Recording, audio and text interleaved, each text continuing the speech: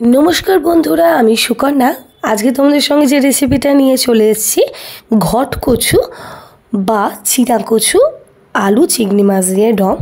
घट कचु जेहेतु घटेर मतन देखते और चीना कचु जेहेतु सादा रंगेर हय सेई जोन्नोई अनेके एके चीना कचुओ बोले थाके।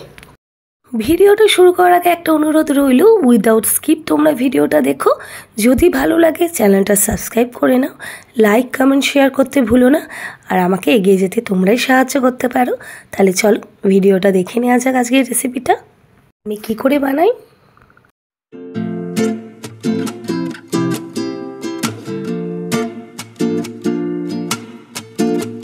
এই কচু আলুর দমটা খেতে খুব সুন্দর লাগে, কারণ তোমরা জানবে যে কোনো রান্নায় যদি একটু চিংড়ি মাছ পড়ে তাহলে সেই রান্নাটার টেস্টই পুরো পাল্টে যায়। তাহলে চলো ঝটপট দেখে নেওয়া যাক আজকে রান্নাটা আমি কিভাবে করি।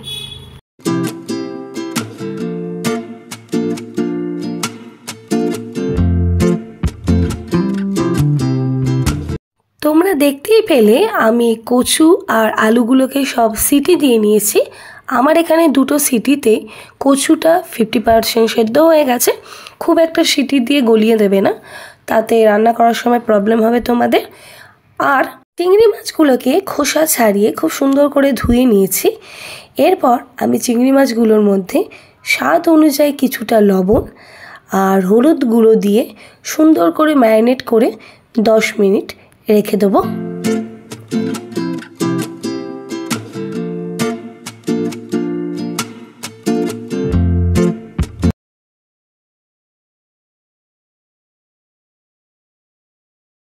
কড়াইয়ের মধ্যে বেশ কিছুটা সর্ষের তেল দিয়ে দেব, আর তেলটা যতক্ষণ না খুব ভালো করে গরম হয়ে যাচ্ছে ততক্ষণ ম্যারিনেট করা চিংড়িগুলো তোমরা দেবে না, এতে মাছগুলো ভাজতে প্রবলেম হবে। তেলটা খুব তেতে গেলে চিংড়ি মাছগুলো দিয়ে ভালো করে তেলের মধ্যে দিয়ে খুব একটা ডিপ ফ্রাই করব না, হালকা লালচে কালার করে নেব।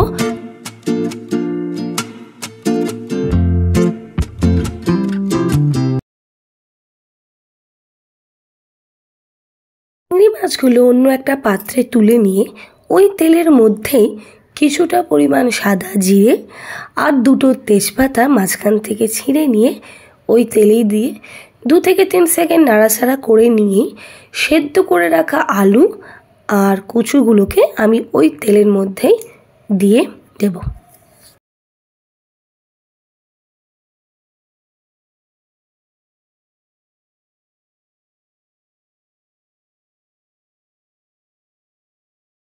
সব আলু কচুগুলোকে দিয়ে নেওয়ার পর আমি কিছুটা পরিমাণ আদা রসুনের একটা পেস্ট বানিয়ে রেখেছিলাম, সেই পেস্টটাও আমি দিয়ে দেব। আর একটা মিডিয়াম সাইজের টমেটোকে 4টে খণ্ড করে আমি তরকারিটার মধ্যে দিয়ে দেব। আর দিয়ে দেব স্বাদ অনুযায়ী কিছুটা পরিমাণ লবণ আর 2 টিস্পুন হলুদ গুঁড়ো, 2 টিস্পুন লঙ্কার গুঁড়ো। আমরা যেহেতু ঝাল খেতে একটু বেশি ভালোবাসি সেই কারণে 2 টিস্পুন লঙ্কার গুঁড়ো আমি দিয়েছি। তোমরা যেমনি ঝাল খেতে পছন্দ করো সেই অনুযায়ী লঙ্কার গুঁড়োটা দেওয়ার চেষ্টা করবে। আর দিয়ে দিচ্ছি 1 টিস্পুন জিরা গুঁড়ো। এই সব মশলাগুলোকে দিয়ে তারপর দিয়ে দেবো আমি লাস্টে চিনি। চিনিটা কিন্তু রান্নার মধ্যে শুধু মিষ্টত্ব আনতে কাজে লাগে না, চিনিটা কিন্তু পুরো রান্নার টেক্সচারটা চেঞ্জ করতেও অনেক কাজে লাগে। আর কিছুটা পরিমাণ জল দিয়ে এইবার সব মশলাগুলোকে দিয়ে সুন্দর করে আমি কষবো। আর খুব একটা কিন্তু রান্নাটায় আমি জল ইউজ করব না, যেহেতু দুটো জিনিসে 50% সেদ্ধ করাই রয়েছে। তোমরা দেখতেই পাচ্ছ কষতে কষতে কেমন তেল ছেড়ে দিয়েছে। এরপর উপর থেকে চিংড়ি মাছগুলো দিয়ে কিছুটা পরিমাণ জল দিয়ে 2-3 সেকেন্ড ঢাকা দিয়ে রাখার পরই আমার রেডি আলু কচুর দম চিংড়ি মাছ দিয়ে। অনেকেই এটাকে বলে থাকে চীনা কচু, সেই জন্যই এটাকে আর একটা অপর নাম হলো চীনা কচু। তাহলে আজকে কচু আলুর দম চিংড়ি মাছ দিয়ে রেসিপিটা তোমাদের কেমন লাগলো? যদি ভালো লেগে থাকে চ্যানেলটাকে সাবস্ক্রাইব লাইক কমেন্ট করতে ভুলো না, অন্যকেও দেখে দেওয়ার সুযোগ করে দাও। ততক্ষণের জন্য বাই বাই, সবাই ভালো থাকো।